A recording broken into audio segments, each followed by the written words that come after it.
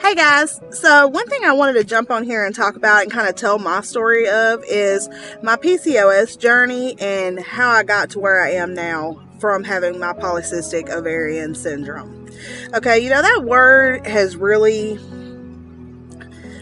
molded and kind of shaped my character into who I am. I hate to say that, which really God has, but it's been through my polycystic ovarian syndrome and the struggles that I have that I am kind of who I am today.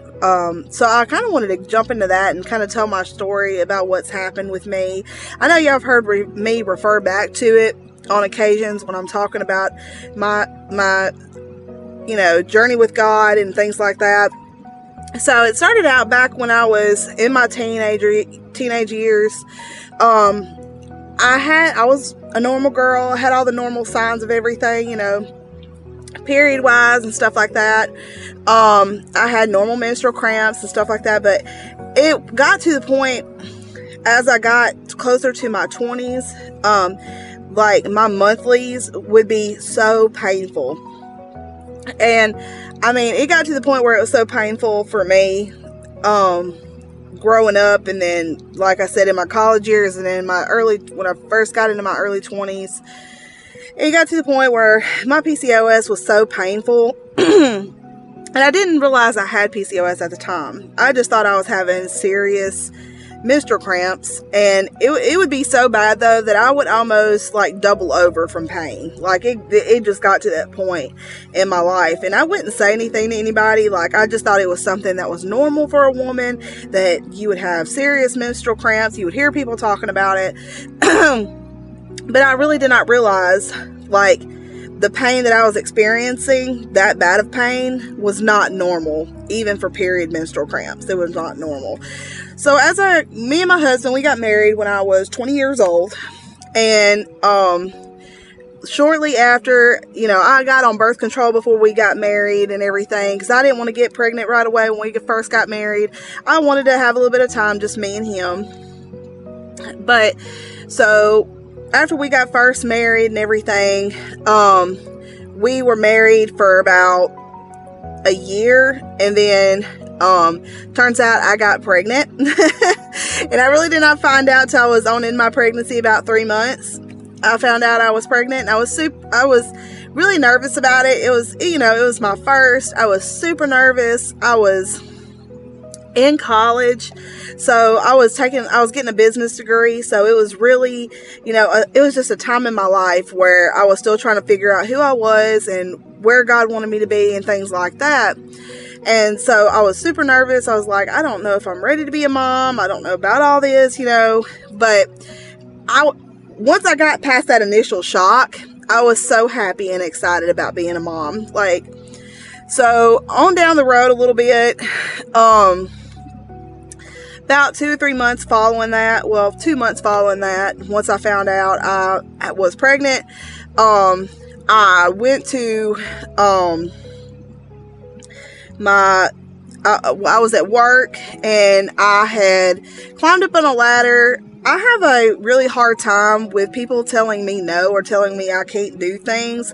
Like, I'm the type of person, I want to feel like I'm going to sit here and prove you wrong, So I was, like I said, 4 and 5 months pregnant at that point, and I was kind of hard-headed. I'm like, I've been up on a ladder a ton of times at my job. I'm like, I'm just pulling down this 32-inch TV. It's not a big deal. It's not going to be that heavy, because there was no guys there to really pull down or get anything. So it was kind of us just women at that point in the afternoon. So I jerked on this TV, trying to pull it out of the bin because it was kind of wedged in there good.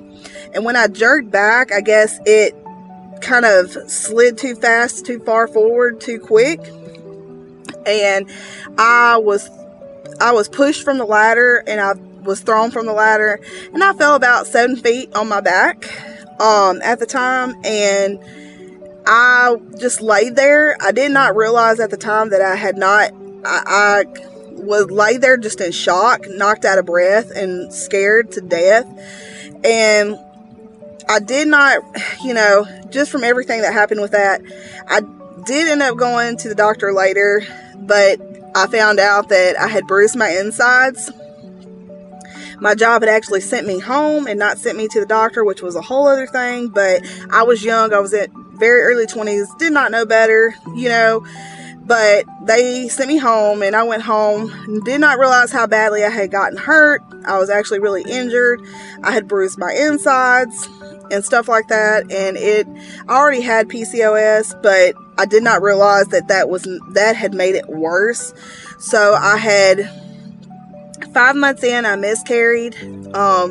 At that time, I was at home, and you're in the bathroom, you don't realize what's going on, you don't realize what something is, and I miscarried my baby. I did not know that's what it was. I did not know that is what had happened. I had suspected, but I was kind of in denial, and I was in a denial stage at that point. So when I finally got to go for my checkup 2 weeks later, the doctor did confirm that I had miscarried, and that my body would flush itself out. They did not do a DNC on me, which now I know that I should have had a DNC done and requested to have that done, but I was so distraught over everything. Like, I automatically went into a denial period, depressed period. I shut down for about a year. Like, emotionally, it was really hard on me, y'all. When I tell you, no one can tell you emotionally how painful losing a child can be. And it still even pains me to this day, and it's really hard for me to talk about. But I'm fine. I'm good. Anyway, it's just hard for me to open this box and talk about it, because I kind of put my emotions in a box, because I don't like talking about it very often. So, but I feel like God's wanting me to talk about it, so that's why I'm doing this. So I did, like I said, I shut down for about a year, and it was really, really hard on me. My husband was amazing. He tried so hard to be there for me, but I wanted to keep him at arm's length for a little while. It did affect our marriage a little bit. Everybody goes through struggles, but I really was trying to push him away, because I did not want to be in pain. I did not want that pain anymore. So, but eventually that same year, the December of that year, because that had happened around December or January, that year of 2022, I think. No, it wasn't 2022. I'm sorry. It was, I can't even remember.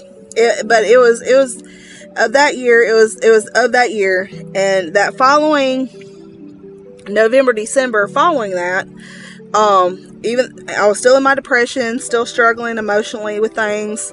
Suddenly, I realized, I finally woke up out of it, because my horse passed away. Allie, y'all seen me post about her.